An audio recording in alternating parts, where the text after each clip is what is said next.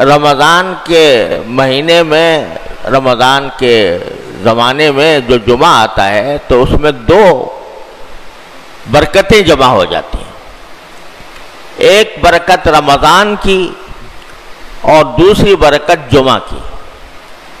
رمضان سید الشہور ہے، مہینوں کا سردار، اور جمعہ سید الایام ہے، یعنی دنوں کا سردار۔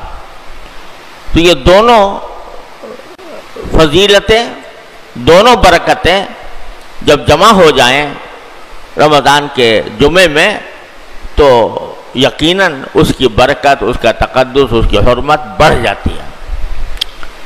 اور ان جمعہ کے دن میں اللہ تعالیٰ کی طرف زیادہ رجوع کرنے کا جذبہ، زیادہ نوافل ادا کرنا، زیادہ تلاوت کرنا، یہ بہت اچھی بات ہے۔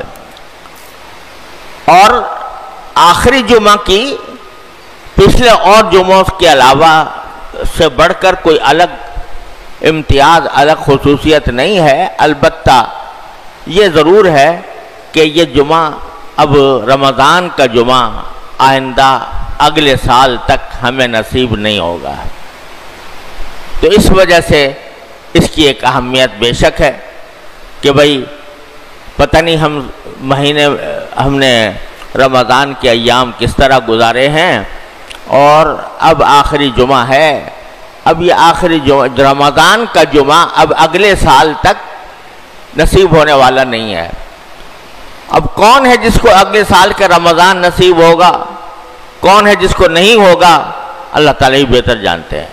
لہذا اس جمعہ کے اندر اگر آدمی اس نقطۂ نظر سے کچھ زیادہ اللہ تعالیٰ کی طرف رجوع کرے، زیادہ نفلیں پڑھے، زیادہ تلاوت کرے تو یہ بڑی اچھی بات ہے۔ ادارہ رہبر انسانیت تو سب کو پیارا